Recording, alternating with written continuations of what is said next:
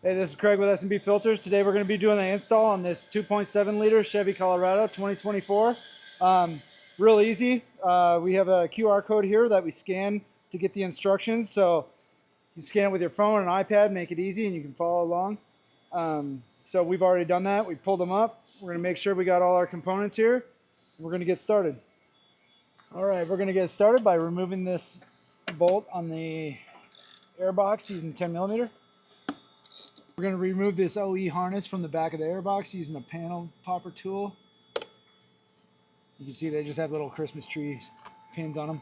All right, next we're going to remove the harness from the MAF sensor. There's a little red locking tab. We're going to pull that back.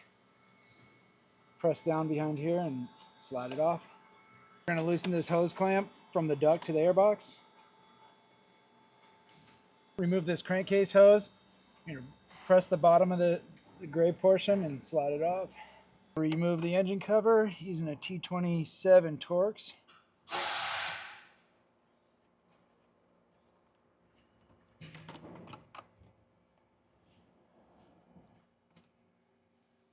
We're going to slide the locking tab on the purge valve. We're going to slide it back, and then we're going to press down on it and then pop it off. We're going to remove this vacuum line here on the purge valve. You press down on the white plastic and then pull it off. We're going to remove these two 10 millimeter nuts holding the resonator. And remove the second nut. Okay, we're going to use a panel popper tool and remove the MAF harness from the airbox. I got a long extension with a 7 millimeter socket to get to the hose clamp at the turbo. I'm going to loosen that. All right, next we're going to remove the air duct, pull it off of the airbox, lift it up off the studs at the motor.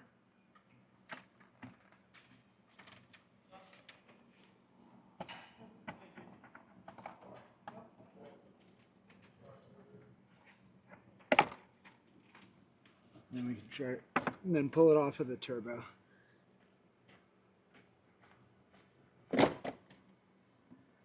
Another push pin at the very back corner of the airbox that's holding a wire harness.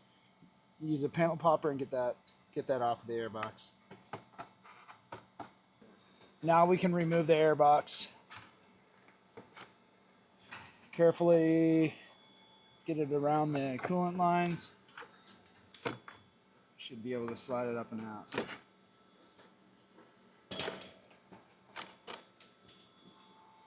All right, we're going to install our crankcase fitting into the S&B tube. Tighten that down.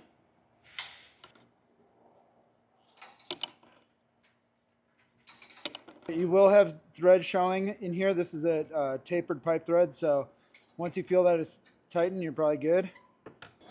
All right, we're going to remove the MAF sensor from the OE airbox. It's a T15 Torx.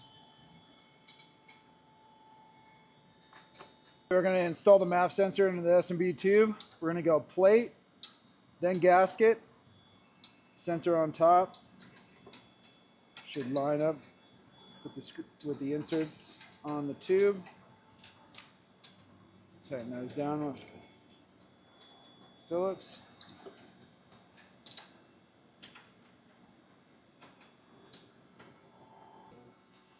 Okay, we're going to remove the purge valve from the OE intake tube, so 10 millimeter.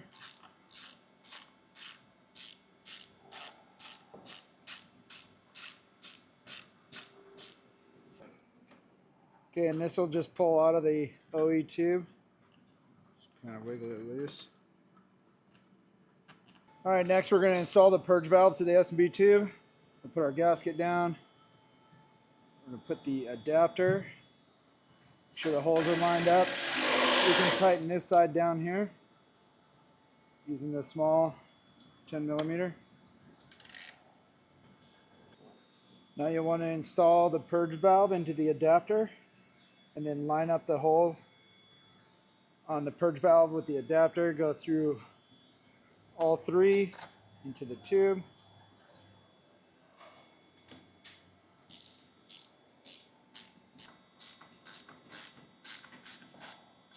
All right, we're going to install the smaller of the two couplers onto the turbo side here. You can tighten down this clamp, leave the other one loose.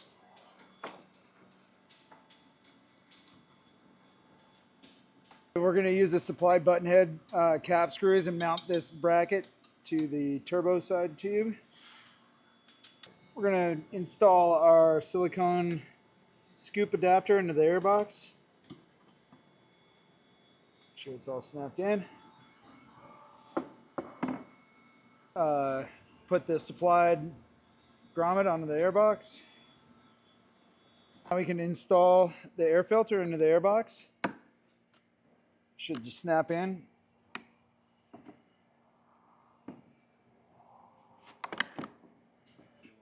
Okay, now that we can install the airbox assembly. Make sure the grommet doesn't come off the tab. Snake it underneath the coolant lines. Make sure the scoop underneath lines up. There's a back tab here. And then that grommet goes into the into the fender.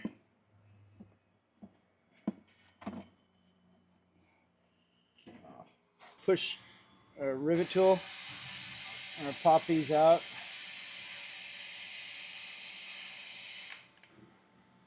Get these out of the way.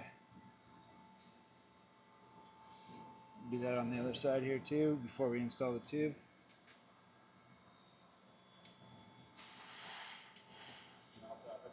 All right, we're gonna install the grommet into the bracket on the turbo side tube. Now we can install the tube assembly. It's on the turbo. Kind of pull this over. Washer goes on the bottom. One washer down over the stud. You can pull that bracket up and onto the stud. The grommet comes out, just push that grommet back in.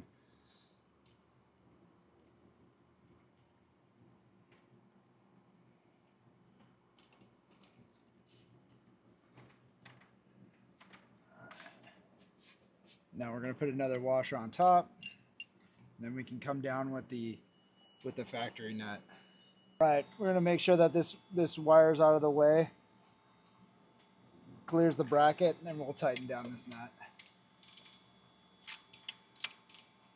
Now we can reconnect the lines to the purge valve. Let's make sure they snap on in the sensor. Push in and push in the locking pin.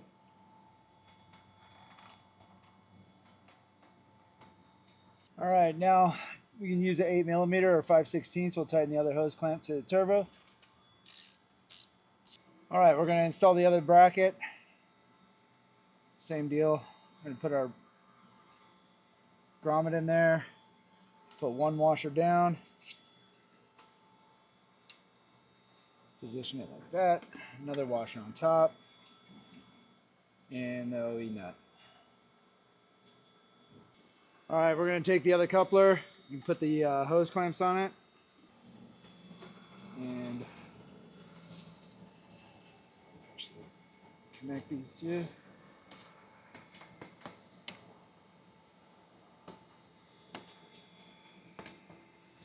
Okay, we'll rotate the tube so that your PCV hose is in a line. Your tube is into the air filter. Now we can go ahead and tighten these hose clamps.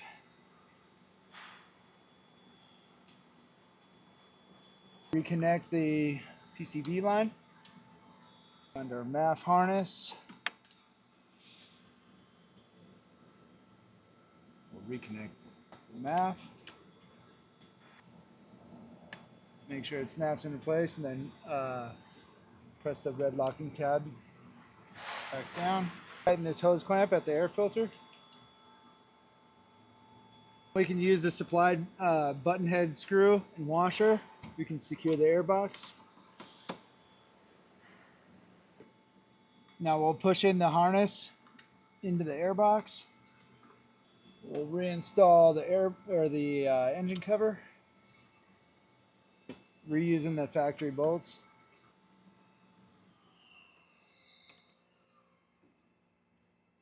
All right, we're going to remove the protective film on the clear lid.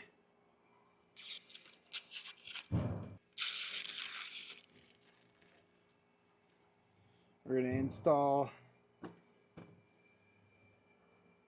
with the S&B logo like that. Install the clear lid into the snap-in seal. All right, now we can install the lid into the box. Snap this all in there. That's complete. And the last step of the install, which is very important, is disabling the air filter minder. So we're going to be going to the info page options. So you can see the eye here, kind of depends on your trim level on where it's located. You'll find air filter life. You can scroll through the options, then select it. It'll give you the option to disable air filter life. Make sure you click it and it'll say disabled. Now you're set and there won't be any messages that appear on your dash.